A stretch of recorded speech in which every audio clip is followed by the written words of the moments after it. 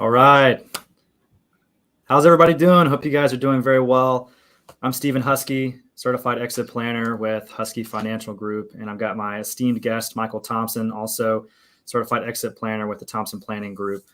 We're specialists in assisting small business owners and those in the medical field. For myself and Michael has been working with blue collar folks, logistics and construction and manufacturing companies for a long time.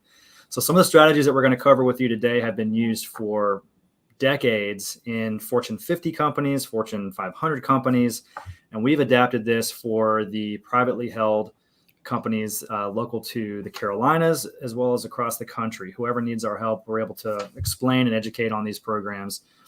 But today's subject is all around avoiding a turnover tsunami.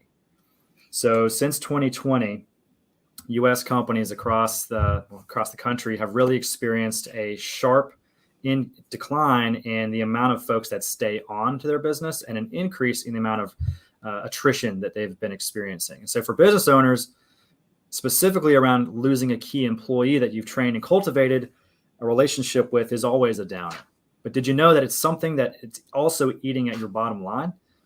Retaining key employees is important for morale and company culture, but it can actually be important for your business's cash flow as well. So it's estimated that employers in the United States are losing $1 trillion every year due to voluntary turnover. I don't know if you can count how many zeros that is, but that is a gargantuan amount of money.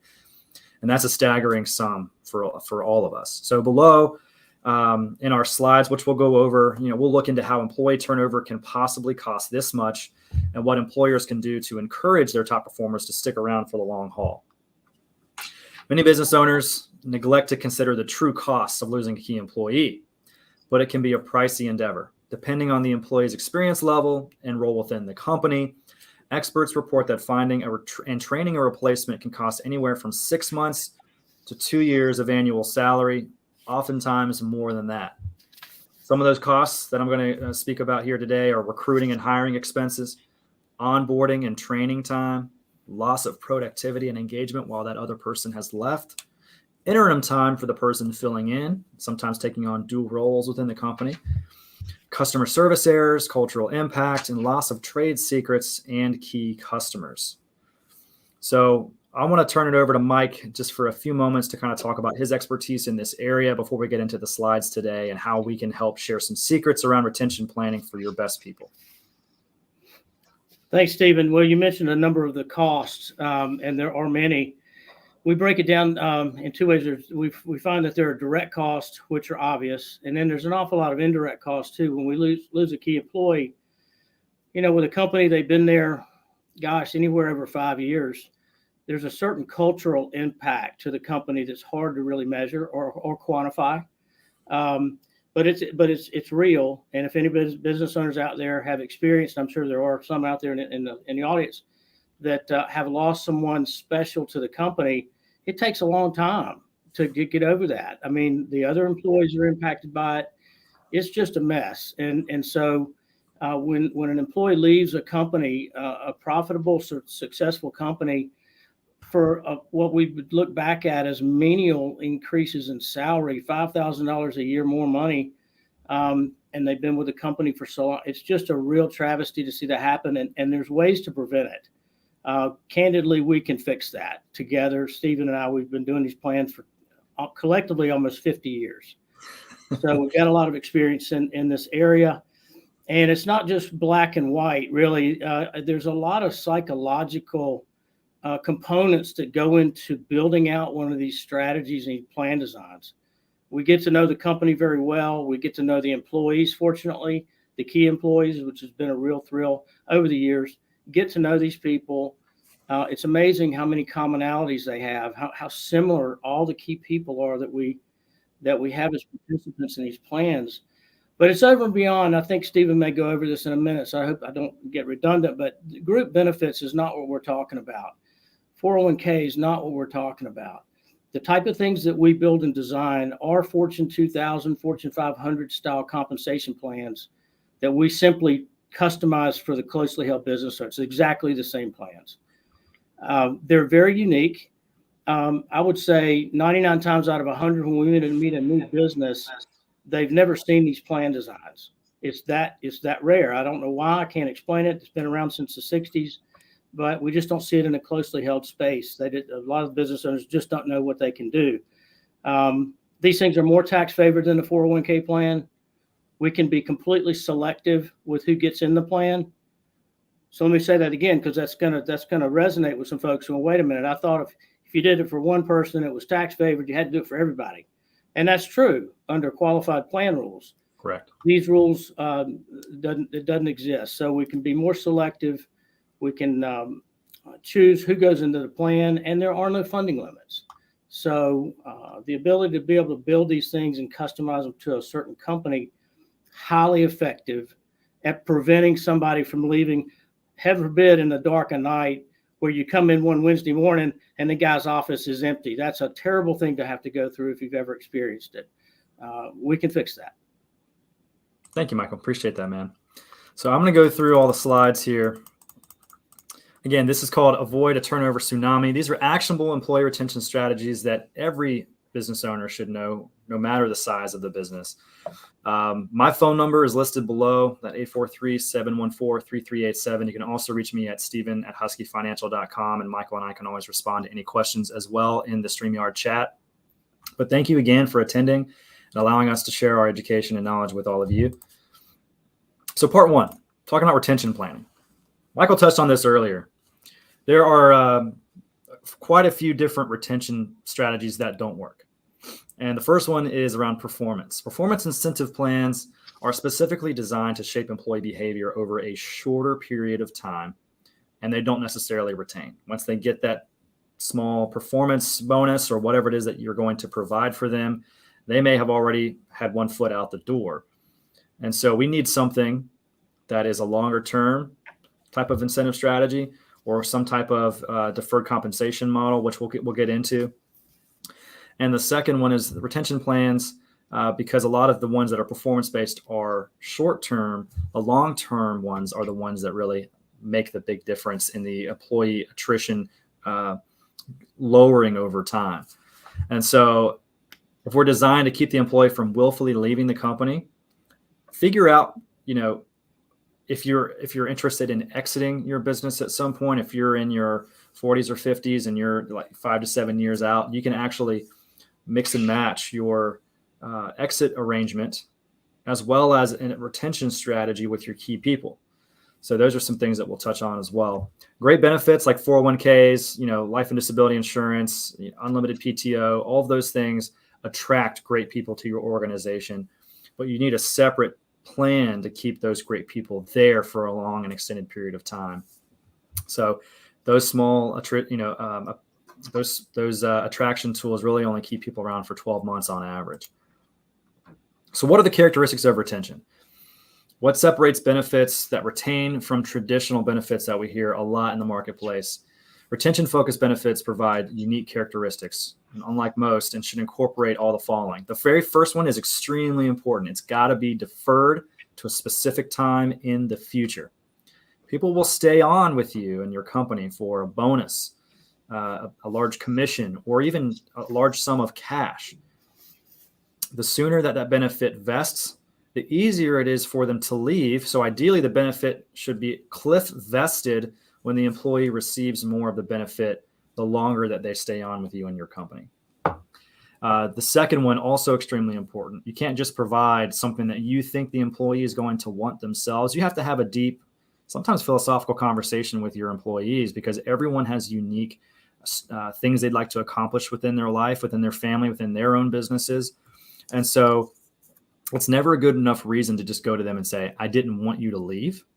That's too far gone at that point. The best plans that we help design address an emotional milestone that is extremely important to that individual in your company, the spouse or the kids of that employee. And that could include retirement, debt payoff, college funding for employees with young children. Could be taking that 25-year anniversary trip with their spouse because their honeymoon wasn't exactly the way they wanted it. I mean, there's a ton of different things that are important, but that's a conversation that you need to have with that key employee or with the group. And finally, it has to be simple enough to understand that the employee can get that plan delivered verbally to the spouse and they understand it well. If it's not simple enough for the employee or the employee's spouse to understand, then it doesn't feel real.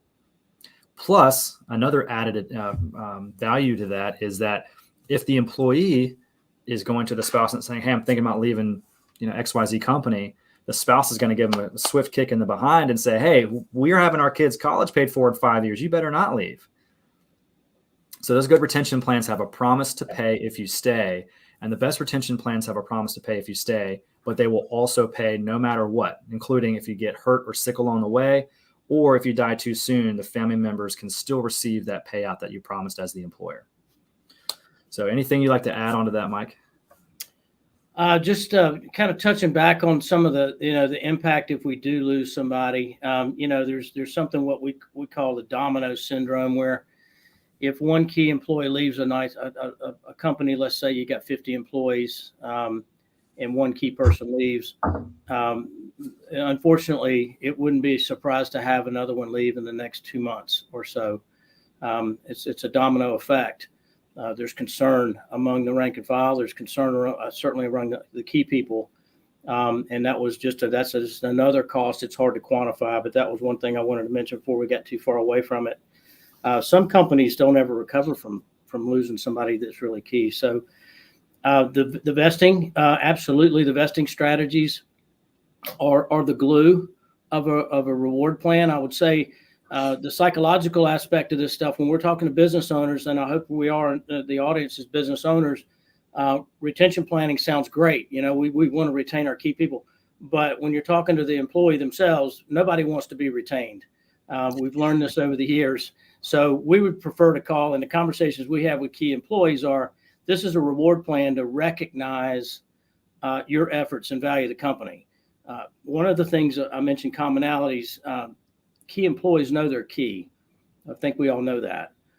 But they all want to be recognized in some way, not necessarily on stage or trophies or anything. I mean, it just depends on the person, but they do want to be recognized. And if they're not recognized to the level that they need, and it is a need, then they're susceptible to leave. So, Steven's dead on with the emotional milestone piece. When we can connect that to an employee, there's much, much less chance. I can guarantee you this, you'll have a conversation before they leave in the dead of night at a minimum. Yeah. And that gives you a chance to fix whatever's wrong. Certainly $5,000 a year is not enough to lose a key employee. The cost of putting these plans in place too, by the way, is extremely low relative to what it costs if you lose them. Another point I would like for you to make as well is we can be an advocate for the company. So if you set up a plan with us to help retain your best employees, and the employees are well aware of how this works, but they're 4 or 5 years removed from the first conversation with us, guess who they're going to call before they make the decision to leave the company? They're going to call Mike or myself and say, hey, I know I have this benefit out there. Can you tell me more about that? And we can talk to them about it. We can figure out what's going on, and we can inadvertently get back with you, the employer, and say, hey, we had a conversation with this person. You might want to speak with them as well. That's a great point. So let's look at this in action, right? We've got two folks. We've got Mrs. Jane Key. She's the vice president of operations of this fictional company.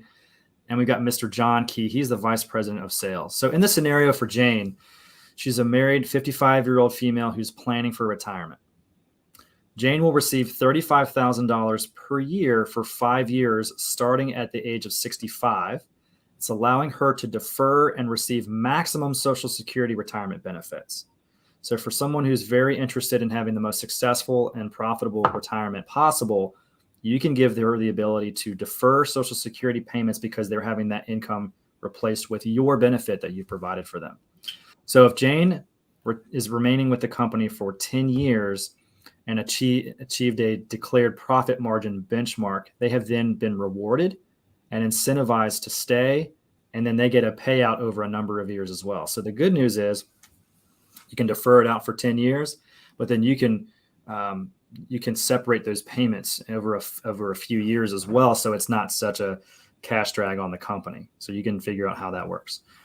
In a second scenario, I've got John here. He's a married 35-year-old male with 2 toddler children, kind of resembles me there.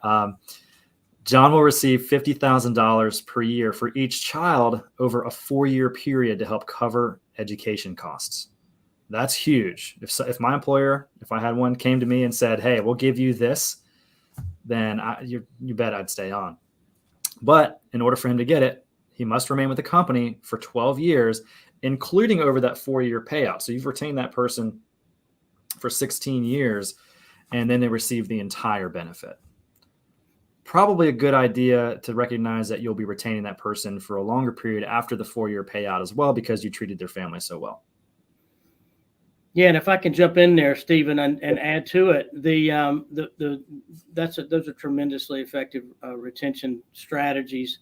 One thing I'll add is when that's announced, when that's awarded to the employee, in other words, they're given in the information of what the company's about to do for them, whatever the vesting period is, once the plan's implemented, and we do accrue money and set aside the funding for these plans. That's a whole secondary conversation on how we do that. But these plans are technically, from a definition standpoint, unfunded, but the company is actually setting aside annually a dollar amount, proceeds amount that will at least satisfy a large percentage of that future promise liability. But imagine this: if you've got the scenario 2 there, and this guy's 4 years away from his first child going to college, 48 months, 36 months, let's say, he's fulfilled most of the vesting period. The likelihood of an employee leaving with 3 more years of vesting on a 10 or 12, 15-year vest, it would be unheard of for an employee in that position to actually leave the company. It would have to be a really bad situation, and we would not wish that on anybody. But hopefully it would be one of those really positive experiences where they're fired up and excited about it. Productivity for the companies, we can measure that. I've got a couple of case studies we'll go over later where we can definitively see dramatic productivity numbers. It's a sales company, so it's easier to measure. But anyway, I would just add that the closer we get, the sooner we start a plan with a company, the sooner we're going to get close to the vesting period. And when we're inside 3 or 4 years of the vesting award, they're not leaving. They're just not. Well, let me ask you this question, Mike, for the audience. Let's say they're within 3 years of getting their benefit, mm-hmm. and they either decide to retire prematurely or they want to leave this company for another one. What happens to the benefit? That's a great question. So there's agreements that go along with these plan designs. They're all customized. The plans are completely flexible. We can do lots and lots of different things. But along with that, whatever the mathematics of it are, we also back that up for both parties to protect the business, to protect the employee, with legal documents and agreements that will address triggering events. A triggering event would be if the person gets terminated for cause just because their productivity went down the tubes and they're not doing the job they were doing, the company's not obligated to keep them on board. They can terminate that person for cause. That would disqualify them from that future benefit. Let's say another scenario where a spouse has a parent in California and we live in North Carolina, and they have to move to California. That's a triggering event that would keep the person from staying there the whole vesting period. But the business owner has an option in the agreement to say if something like that happens, we meet halfway. There's some kind of conclusion that would be more positive than just not awarding anything. The company is in a position with most all of these plans. It can vary a little bit, but almost every plan we build, if it doesn't go as planned, the company's going to get full cost recovery. So we want to have those dollars that have been set aside. If it doesn't work out and an employee actually does leave you for a competitor, heaven forbid, that's the worst scenario, then we want the company to be in a position where they retain everything. The employee walks away from everything. So you're saying that the employer gets remuneration, especially if the employee leaves, they get to keep that benefit. They can retitle it, they can do whatever, and they could use it for someone else, or they can take the cash and walk. That's right. It actually turns into the positive spin on that is that it actually turns into, let's say it's a 4 or 5 year plan. been in place for 4 or 5 years, we can recruit to that. So when we have to go out and find a replacement for that person, we've got a 4 or 5 year, what we would call a seasoned plan already in place. We could plug them right in there. Got it. Thanks for sharing, man. So let's go over part 2. This is around protection. So we're going to go into the pitfalls of one of the benefits that a lot of employers provide, which is group long-term disability.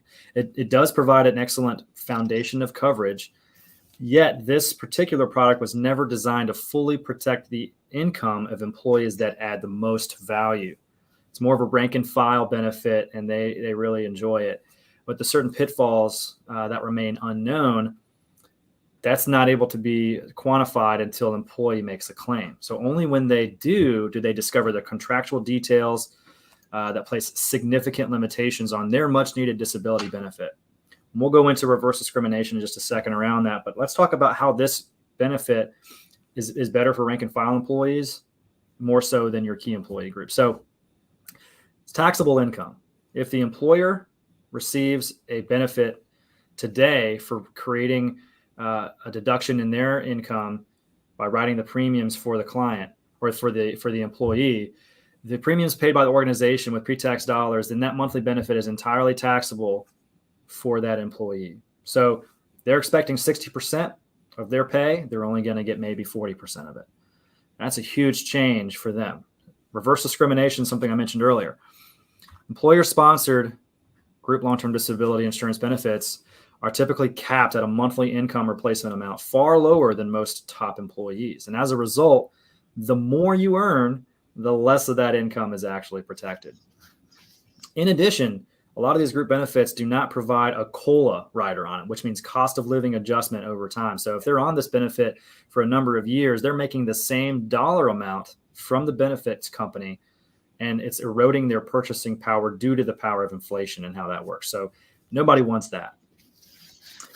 Let's go over the reduced benefit. So many are surprised to find that benefits received from outside programs like Social Security or workers' compensation will reduce the amount of monthly benefit from their insurance company dollar for dollar.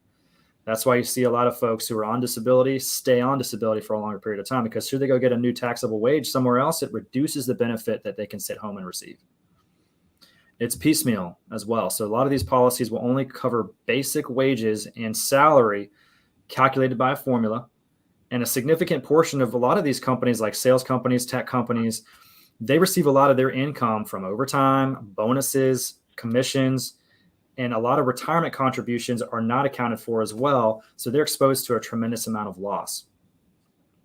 And I think the most important part, honestly, of a long-term disability policy is their definition, the company's definition of what a disability is. So I work with a lot of physicians. So I used physicians in this example, and they're very skilled, highly skilled employees. However, the policies through their group will not honor that skill or specialty. In other words, if they're able to perform the duties of any other occupation, they're not considered disabled by definition. And so the definition of true own occupation is an extremely important thing to understand around this particular product. That's why you see a lot of highly skilled employees go get their own supplemental coverages that they can port with them wherever they go. They're underwritten individually for them. They get to choose their own riders. They get to choose what's important to them. They can replace retirement savings plans. They can get a broader amount of income. So those are some things to consider as a possible benefit. So let's talk about unintentional reverse discrimination a little bit more and show you kind of how that math works. So a lot of these companies provide group benefits, but there's a cap on the amount of money that they're able to receive. So this leaves these key employees significantly underinsured. Just a few statistics around disability, if you don't mind, Mike, I'll go into this. Yeah. 1 in 4 people, let's say that there's you and me, Mike, and then a couple others in here as well. 1 in 4 have some type of long-term disability prior to reaching age 65. Of those 25% of people, 9 out of 10 of those cases are health-related disabilities, and only 1 out of 10 is injury-related. So you've got a much higher chance of having some significant health issue that keeps you out of work for a while. And the most commonly presented claims to insurance companies for a long-term disability is muscular and skeletal, mental health issues, and cancer is one of them as well. So you never can tell if it's hereditary or not. You may end up getting it. Hopefully you don't, but those are some of the reasons why disability claims are put in. So in this example, a GLTD plan that covers 60% of salary to a maximum of $10,000 per month will cover 60% of salary only for employees earning $200,000 or less. And the benefit cap means a physician earning $250,000 will only have coverage for 48%. And that's prior to any taxes being taken out if they're receiving the benefit. And that if there is a physician earning $350,000, they only have 34% of their wages covered. Anybody earning over $450,000, only a quarter of their earnings are covered. So you can see here different salary ranges, different job titles and specialties. The blue here is what's uncovered. So they have a huge advantage to go out and get their own policy, or you can provide them as the employer as a really good benefit to keep them on. And a lot of times you can actually make these portable for these employees as well. So something to consider if you're offering group benefits. I would jump in there too, Stephen, and mention, with the changes in the disability insurance market, we can actually go into a firm, a company like the owners that we're maybe talking to, with guarantee issue products where if we've got a number of people that fall into that third or fourth category, being able to get that type of coverage without having to go through underwriting, because it is a group executive level, obviously from the incomes, executive level arrangement. I'm hesitant to say benefit plans because we don't want it to fall into the category of group disability. This would be a carve out for the upper income folks. That's who we normally deal with. And just for fun, I did the math on it. At a $250,000 level income, typically the cap on the group plan is $6,000 a month. So just to put some real numbers to it, $6,000 a month. And to Stephen's point, that's taxable. So the net of that at 28% is $4,320 a month. So that $250,000 employee gets disabled. It's a bad thing. He's used to bringing home $15,000 a month. Mm-hmm. And so from $15,000 to $4,300 on top of having to buy ramps to get into the house and all. I mean, it's a terrible conversation to have to talk about how that looks, but it's important to note. So that's a large gap. That's a life-changing gap of lost income. And in my world, where I'm mostly doing retention reward plans, here's another psychological component that's hard to quantify. It only takes one person in a company to go through that before everybody else leaves, unless it's fixed. So once that gap is exposed, unfortunately, by the disability of an employee in a company, it damages the culture of the company. The company has to really get on defense, and if they don't fix the gap, then they're going to lose a lot of key employees. That's our main goal. So let's help your top physicians or key employees in your business, whichever industry that it's in, bridge that gap. So a supplemental plan that works in conjunction with your already presented group benefits or arrangements to protect more of your employees' income from the impact of disability. A supplemental protection plan is an important benefit, specifically for those highly compensated employees who may not have the proper amount of replacement coverage for their larger salaries, incentive compensation, or retirement contributions through your existing plan. So this can help you fill the gap, covering up to the allowed amount of 75% of total gross insurable income.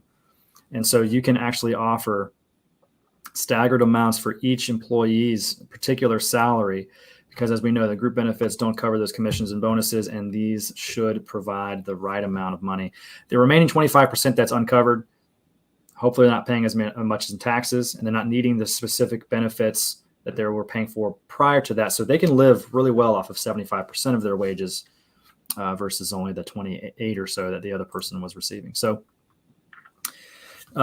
your physicians, again, this is speaking to a lot of different companies, but the physicians that I wrote this for have complex financial needs, and looking at their group benefits package for their primary protection needs. It's not all just about protecting their life and health. This is one thing that you can do to add value. They're looking to protect their income, and physicians are savvy about the group coverage and the coverage gap. And that's why a lot of folks may leave. They're looking for better benefits.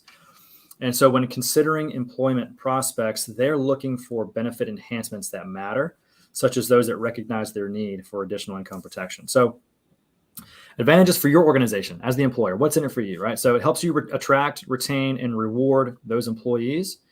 Those plans are voluntary, and they are sponsored by your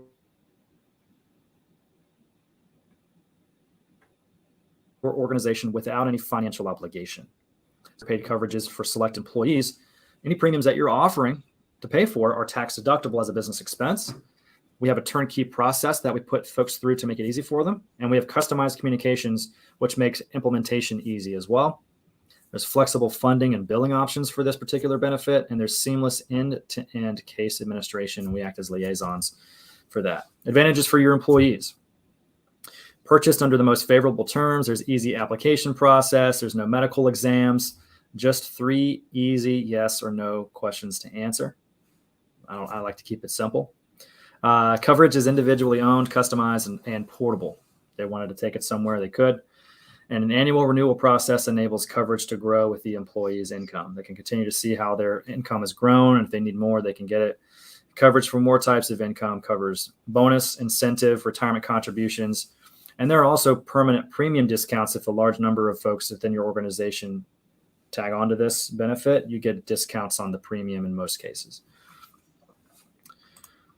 All right, the education piece, and then I'll let Mike do a couple case studies for about 5 minutes, and then we'll send off. But let's go into the education piece that we can help provide. Hey, Steven, can I jump in? Can I, before we get off of the certainly the gap conversation? It's also I think important to note that not just on a disability scenario, but from a 401k contribution level, if you've got, the upper income numbers that we were just looking at, and just use another example, a $250,000 employee, the ideal savings rate, most financial planners would agree, is 20% of your earnings. If you save 20% of your earnings, you should be good to go for retirement pretty much. There's a lot of numbers that go into that, but that's just a general rule of thumb. So 20% is a savings rate that we target with all of our individual clients. It's hard to do, but at 20%, that's $50,000 a year that person at $250 a year would be ideally putting away somewhere. I looked at the limits yesterday, and including profit sharing plan 401ks, you could go up to $30,000 a year, and then you're running into things, start bumping into testing issues where the employee comes to you and says, "Why did I get this letter? They're sending me a check back for my 401k contribution." Well, they've hit the limit, and they will hit the limit at a 250 and up income. Yep. So the other retention plans that we discussed earlier, which included a vesting award or bonus out into the future, that's what it is. It's a significant bonus in many cases. That works really well to fill that gap. I just wanted to add that in there, Steven.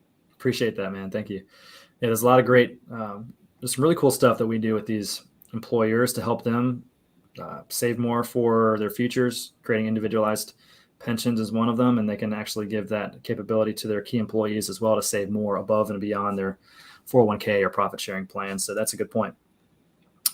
Let's go into the financially stressed and how they underperform in your company. So we need to help alleviate stress for our employees so they become the most productive individuals within your company. So as an employer, your employees are really looking to you for help on managing their overall financial wellness. I don't know about you, Mike, but I don't like sitting at the dinner table with my wife and discussing my life insurance policies or, going over our budget. Like, nobody likes to do that. So they take that stuff with them to work, unfortunately, and that stress boils over into underperformance. So since that is directly correlated with your engagement and commitment to your company, a lot of traditional employee benefit programs, they can provide a fast start in building a solid foundation for your employees' personal finances. But yet, relying solely on these programs really leaves a lot of the financial world unbalanced and unattended, unaccounted for, and really they're not knowledgeable about what's out there. So it can have a really big triple effect in their performance and your retention. Employees are also faced with the ongoing challenge of planning and solving complex financial issues all on their own. So there's a better way for you to help alleviate stress from home and not bringing that to work. and uncovering the myriad items that they're considering in their own minds as they go through their day. We have a program called Wealth Steps. So it's got a lot of benefits. We cover all the different benefits they have in their office with you, go over those with them. We also go over financial planning. Everyone's got a dream and they all want to make it a reality.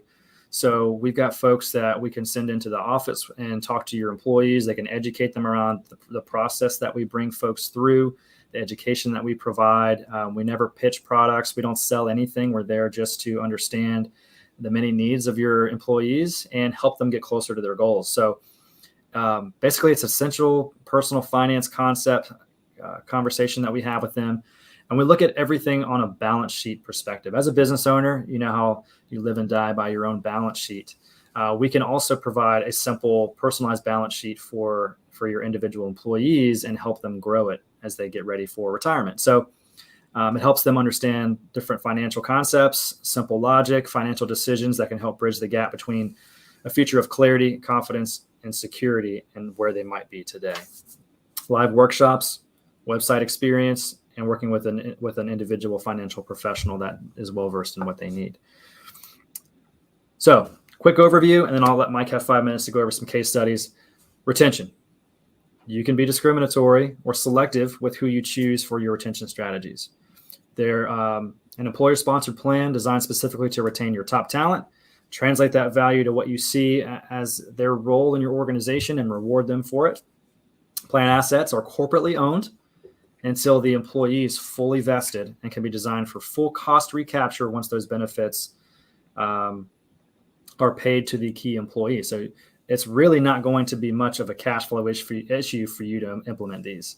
It's really it's an efficient way for you to spend your cash flow and reduce the amount of attrition costs that your company may have been subject to prior to that. These benefits are also very simple and easily understood. They're financially substantial for the person you're trying to retain. The protection piece. You can also have select employees that you implement this with. An employer-sponsored disability benefit, a group benefit, is not going to be enough for your key employees. So we have to find how to bridge that gap for them. The much desired benefit for employees with unique occupations.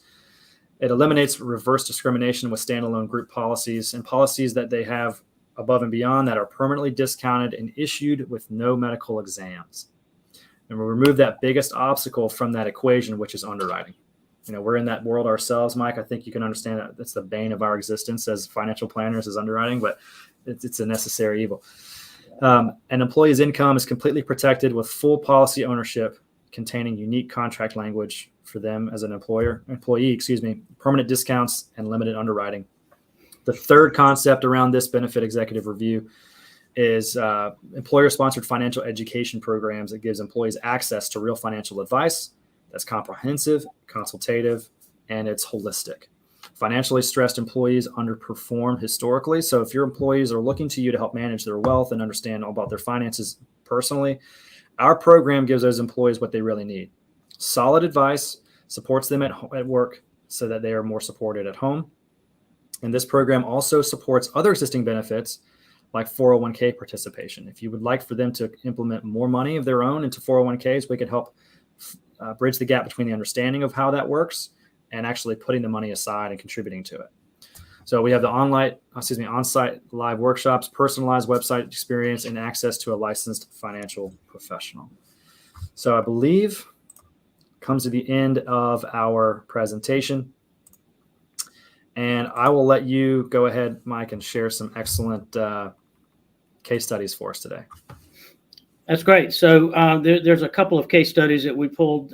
These are fairly recent, I'd say within the last 15 months that were implemented. Different type of companies. We work with all types of companies. Right now, we find that construction industry is really dealing with a lot of retention issues. Field supervisors are leaving, from one company to another for modest increases in pay. And it's a problem. If you ask any business owner that has a construction company, have you lost anybody in the last year or two? They'll give you a spirited answer because it's frustrating for them and they don't know what to do about it. So IT companies are the same way right now. But we work with all types of companies, and these things can be customized There's a lot of, as mentioned earlier, there's a lot of flexibility. We had one case. It was actually it was a manufacturing company. They built ATM machines. Never seen the inside of an ATM machine. It's pretty cool. But they've got a sales team, a national sales team that they wanted to somehow or another. Their big objective was, how can we incentivize these guys to be more productive on the sales side? And so what we built was a plan where the sales folks who were hitting a certain level of productivity, there were 12 salespeople in the company, and 5 of them were doing production at a level that the company felt like they wanted to reward. So they wanted to make that the target. So for those 5 people, the first year contribution into the plan was 10% of what they made last year. So a pretty nice contribution. This is not pulling bonuses they were already getting away. It's important to note. This is not a plan where we reallocate or redirect existing bonuses. I would recommend highly against that. So they were starting a new plan, and they looked at it as, well, 10% of what they're earning, that means our sales volume is where it needs to be. It's all relevant and relative, I should say. We don't mind putting away 10% if they're hitting this level of productivity. So we said, okay, well, that'll be the floor level. So how can we incentivize the others to get on board? Well, that should be enough to get them at least into the qualifying status.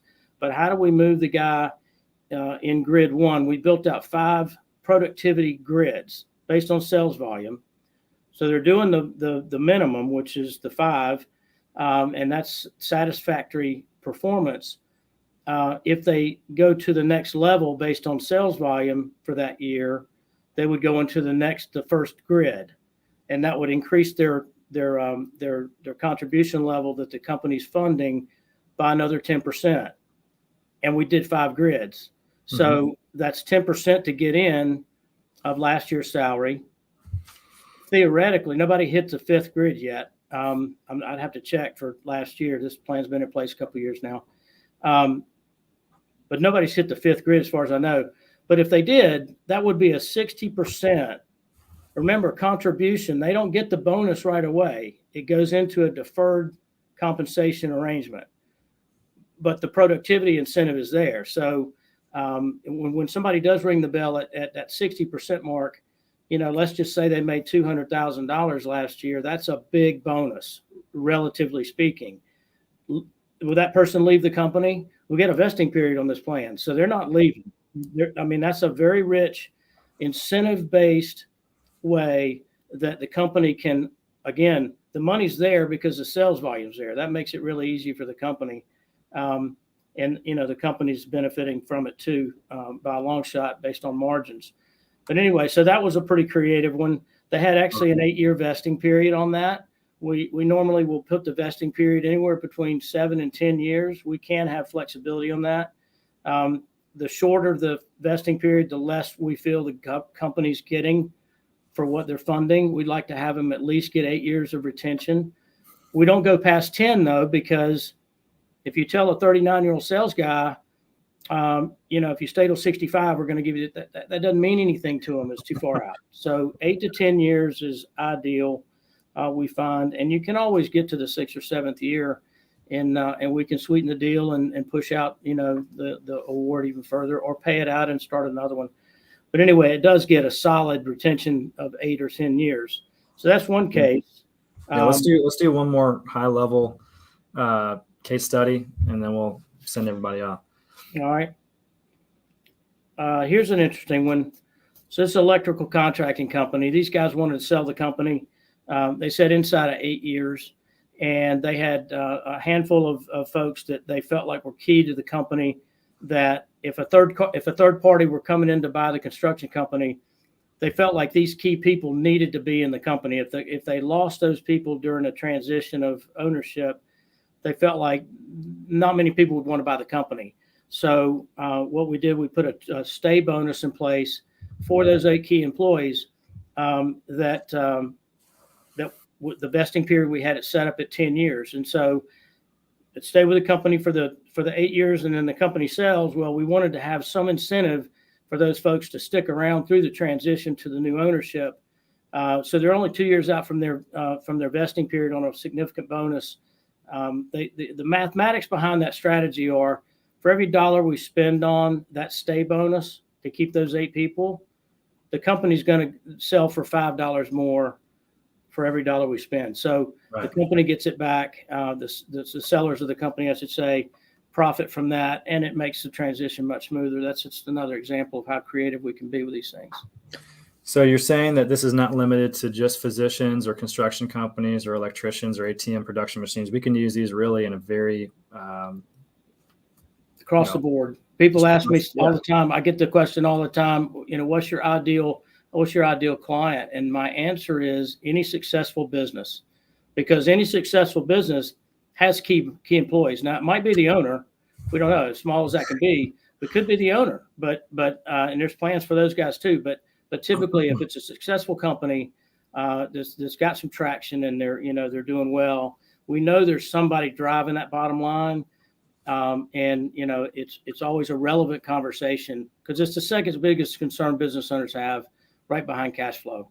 The second one on the list is losing key employees, especially to competitors, like in the construction market. That gets them it stirs them up a lot. They don't like it. It does. It fires them up. Yeah. Well, Michael, thank you for joining me today, for helping all these folks understand how to avoid a turnover tsunami. And if anyone has any questions, you can reach out to me at steven.huskey@cplanning.com. My other email is steven@huskyfinancial.com.